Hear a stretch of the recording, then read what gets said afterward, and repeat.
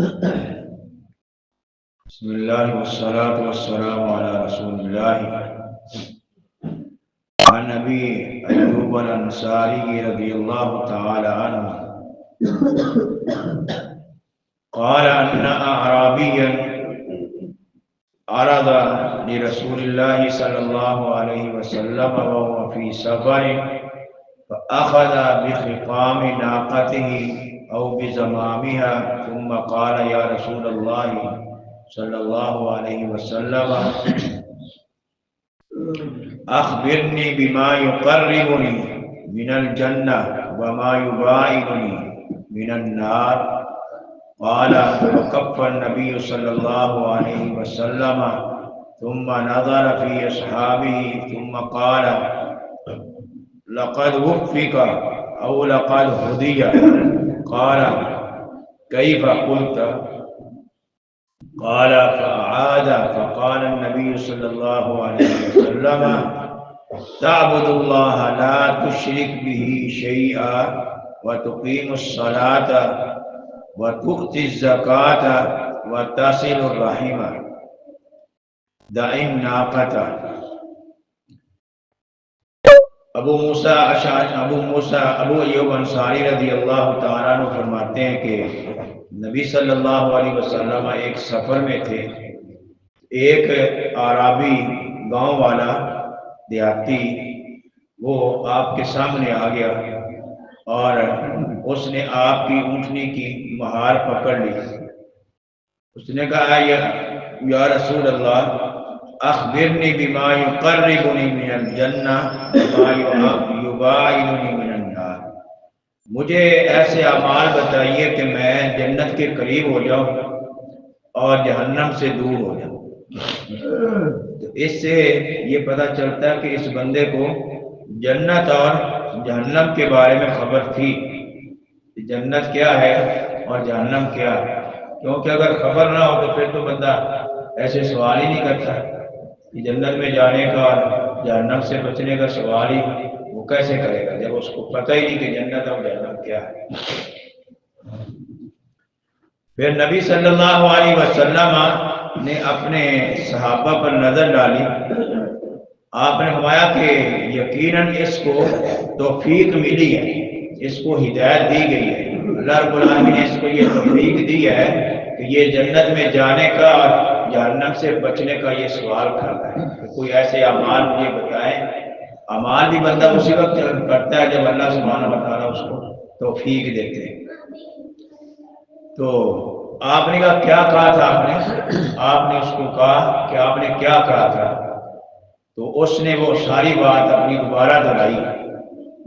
تو اس سے پتہ چلتا ہے کہ نبی صلی اللہ علیہ وسلم ایک دفعہ سن کے دوبارہ بھی اپنے صحابہ سے بات پوچھ لیتے تھے کہ دوبارہ بات کو دہرا دو۔ تو بات دہرانے میں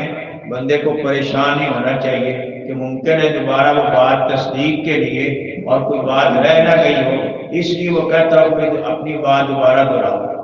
تو یہ بھی ایک بات سمجھنے کا طریقہ ہے کہ بندہ اس سے پوچھے کہ اپنی بات دوبارہ دہرا دے۔ تو نبی صلی اللہ علیہ وسلم نے فرمایا سن پھر جو آپ بات پوچھ رہے ہیں، پہلا کام تو یہ کر کہ اللہ کی بندگی کر، اللہ کی عبادت کر اور اس کے ساتھ کسی کو شریک نہ ٹھہرا۔ کسی بھی قسم کا شرک جو ہے چاہے وہ ایک بال کے برابر ہی کیوں نہ ہو، بندے کو جہنم میں لے جانے کے لیے کافی ہے اور جنت سے اس کو دور کر دے گا۔ تو پہلا کام یہ بتایا کہ اللہ کی بندگی کر۔ بندگی چونکہ انسان کے دنیا میں آنے کا پہلا وقت ہے کہ انسان اللہ کی عبادت کرے، اللہ کی بندگی کرے، اس لیے نبی صلی اللہ علیہ وسلم نے پہلا مقصد ہی اس کو یہی بتایا کہ تو اللہ کی بندگی کر، اور ساتھ ہی فرمایا کہ تو اللہ کے ساتھ شرک نہ کر، اور دوسرا کام وَتُقِيمُ الصَّلَاةَ، نماز کو قائم کر۔ نماز کو قائم کرنے کا مطلب یہ ہے کہ وقت پہ پڑھنا، 5 وقت کی پڑھنا اور ہمیشہ پڑھنا، اور تیسرا یہ ہے کہ نبی صلی اللہ علیہ وسلم کے طریقے کے مطابق پڑھنا، ٹھیک ہے نا۔ اس میں اگر وہ فرض ادا کرے نا، فرض ادا کرے مکمل فرائض کی فرائض کا اہتمام کرے،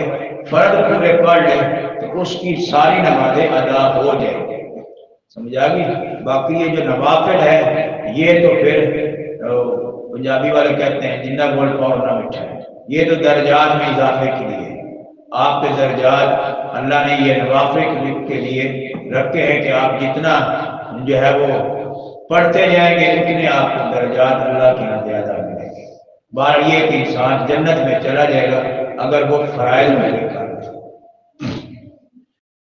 اور تیسری بات وَتُؤْتِ الزَّكَاةَ، اور اپنے مال میں سے زکوٰۃ ادا کرنا، یہ بھی اسلام کا تیسرا بڑا فریضہ ہے کہ جو بندہ جس کے پاس استطاعت ہے مال کی 7.5 تولے سونا یا 52 تولے چاندی